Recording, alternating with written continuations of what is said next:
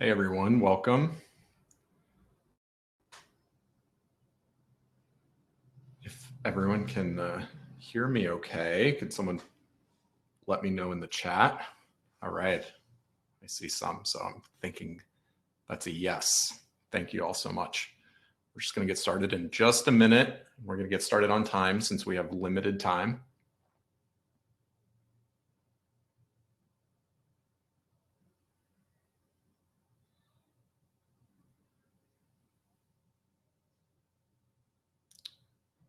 All right, I think this is our start time, 1:05 Eastern.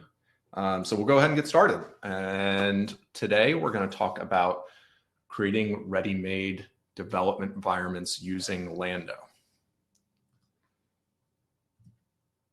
Not that Lando, this Lando. So first, very quickly, who am I? My name is Mark Dorson. I am a partner and the Chief Technology Officer at Chromatic, where we are on a mission to rid the world of bad websites. I don't know if we're going to have time for many questions, if any, at the end. But if you do have follow-up questions, you can find me on Twitter at Mark Dorson, at Chromatic HQ is Chromatic. So happy to chat there as well. So let's get right into it. Who, what, where, when, why, how are always the most important questions, but we don't even have time for this entire set today. So we're going to cut a couple. We're going to go with who, what, why, and how. Who and where are easy. Let's knock these out first. Who? It's you. You're here. We're talking Lando. This is all you. The what, who and the what are easy. We're creating development environments. So what do we even mean by that? So an environment to do web development on your local machine, and ideally, if you're working on a team, you would like these to be the same across everyone's different environments. You want people to have the same setups, but why do we like that?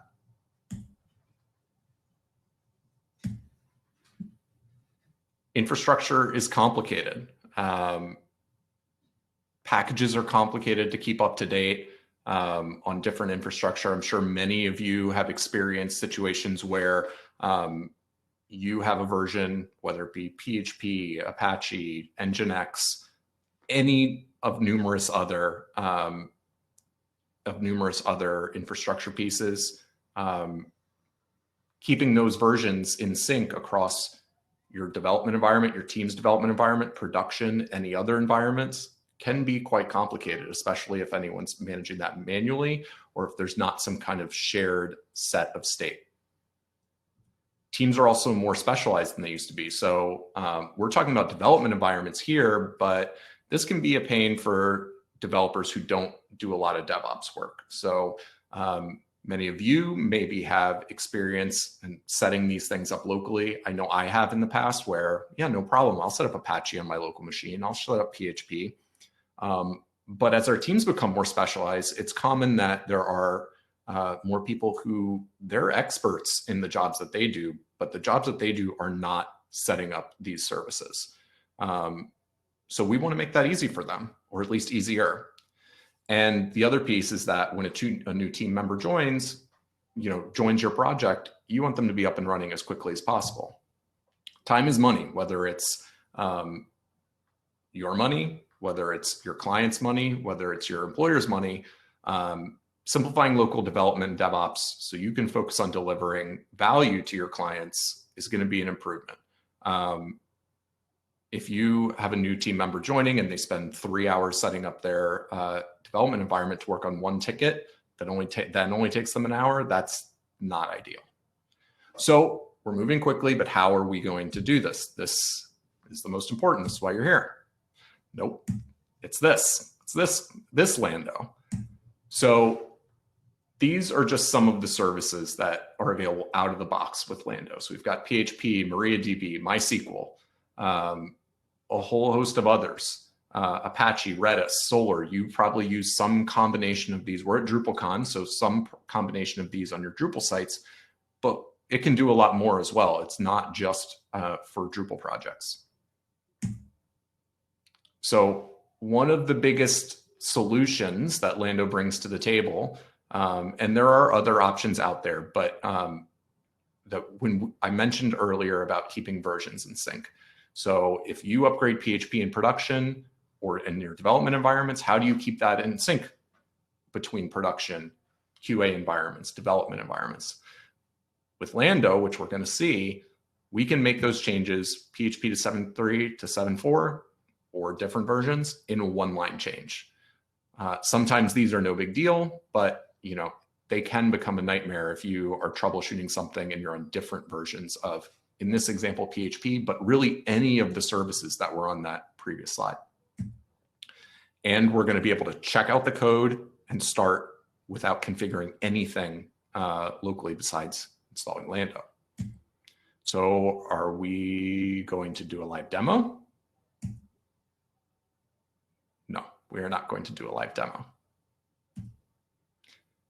So this is an example of a Lando config. And if you can't read this, don't worry.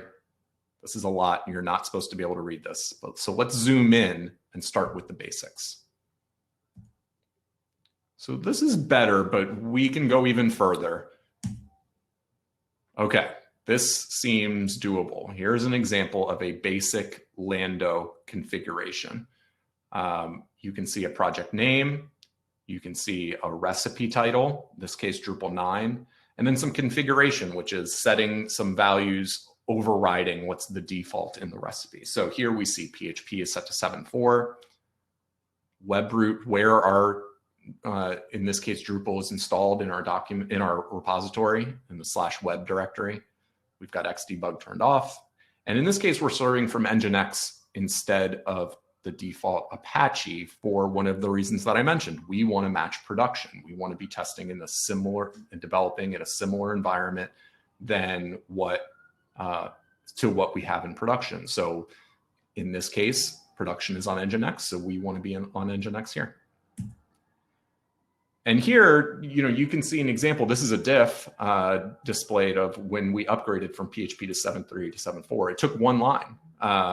We didn't have to run any commands on a server somewhere. We didn't need to, with this, you don't need to make sure that all of the developers on your team have upgraded, chasing after them, making sure you make this change, you commit it to your repository, and then when that's merged and they check that, check it out, the next time they start Lando, they're going to be on PHP 7.4 as well. So now we're zooming back out a bit, and you can see the section at the top, lines 1 through 8, is what we were just looking at. But now we see some additional configuration. We see some overrides for the services, some additional new services that aren't included by default. So here we have a database. We've set MariaDB in version 10.4. We see Redis configured for caching, and we see Elasticsearch configured for search. And you can imagine if you look at lines 12 for MariaDB, lines 15 for Redis, or 20 for Elasticsearch, all of those, the example for the PHP version change, we can accomplish the same thing on those lines, updating versions, changing even what type of service, if we're changing from, let's say, MariaDB to MySQL itself. So there's a lot of power in a very small amount of code. And when this is committed to your repository, when you're, let's use the example of a new developer checking out this project for the first time, they don't really need to know anything about what the requirements are to get set up. They check this out and they run Lando start. That's it. This will start up. And then once they do this additional step, they're going to have a working site. Now, this applies because we're talking about a Drupal site, and a Drupal site is very dependent on its database. But you could imagine for other types of applications that that are not a CMS or not database dependent, you just, Lando start and you're ready to go. And you're going to see this. This is what you're going to see when Lando starts up. You're going to see some output. Everything is green here, so that means it was successful. You're going to see your project name, where your local path that it's checked out, the services that you have configured, and then the URLs that Lando has created for you to access the site. So you plug one of those URLs into your browser and you're off to the races. You've started Lando and you've imported a database. And as you can see in the URL bar there, we put this in the browser and now we have a fully live site. Now, there's a lot of opportunities for further automation beyond just this, especially when we're talking about Drupal sites. There's a lot of steps that are necessary. Let's say if you're not checked out from your default branch and with the latest database. So we get the latest database from production, we're assuming, but let's say you check out a branch and that has configuration changes, or that has new code that has update hooks. All of those need to be run. Now, if we're going back to our hypothetical of someone new to the team, maybe they're a front-end specialist, maybe they're a designer, and they, also, even for myself as someone who has been working in Drupal for a long time, I can't say that I remember every time when I check out a new branch to run composer install, to import the database, to run updb, to run config import. There's a fair number of steps that, if you know what's on that branch, you could figure out, well, I don't need to run config import this time because there's no configuration changes. But you might forget, or you might have someone who's less experienced with Drupal who isn't familiar with when you need to run a config import versus when you need to run an updb. So there's some opportunities to automate more of that.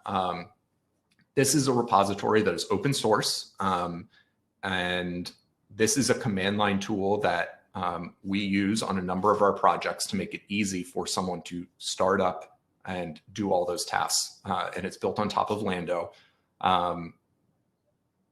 This may not be directly useful to you because there are some assumptions in this code about our projects. But there's a lot of inspiration, I think, available if you check out the code and see what you could automate. We use Robo to do this, which is a PHP task runner, and that's what Drush is built upon. So what we've done is we take Lando, we run Lando start, but then we also download the latest database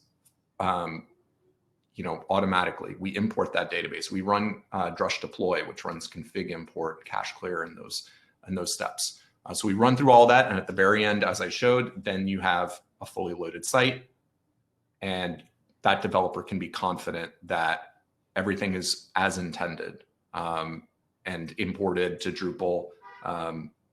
Hopefully everything works, but if it doesn't, they can be confident that, well, it's not because they missed a step, it's because something's wrong and they need to give some feedback.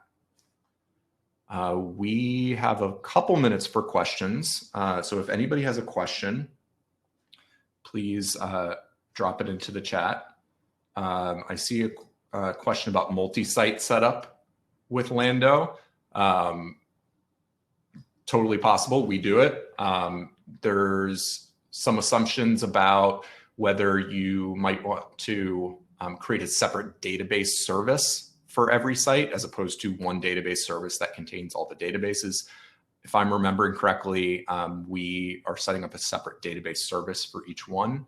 Oh, I see a Q&A tab. Thank you for reminding me.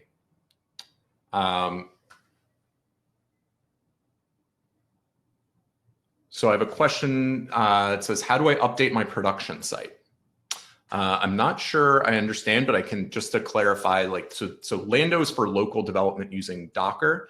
Yeah, there is some Pantheon integration, and I believe there might be some platform.sh integration in beta. And the idea behind that is that you'd have one config file that would be able to be used for all of these. So even if you don't use that integration, it's just separate config files. You can still change those. And I find that sometimes useful.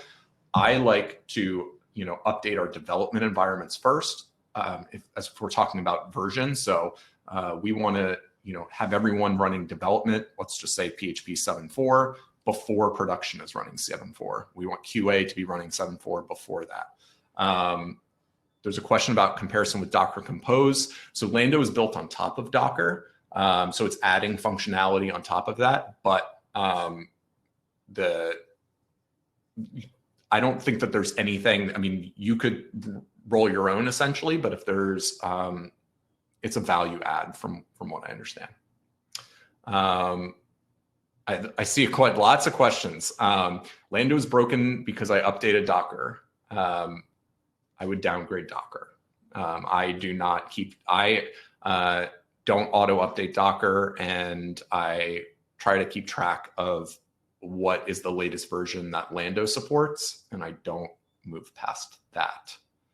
I see a question comparing it to DDev. I have used DDev, but not in a while, and I had good experiences with it. But at the time, when I experimented with Lando, it was just an easier on-ramp, and everything worked. So I haven't had a compelling reason to move away from it, because it's worked well for me and for our team. So momentum, but DDev, from what I understand, is great too. We are out of time. Again, if you have questions, I wish we had more time, but I would love to follow up with anyone that has questions. Chromatic is hiring. We would love to talk with you. If you're looking for something new, please check us out. I hope this was helpful to all of you. There's a lot possible with this tool, and this just scratched the surface, but hopefully it piqued your interest to the point where you'll be willing to check it out and experiment with it on your own. Thank you all so much, and have a great DrupalCon.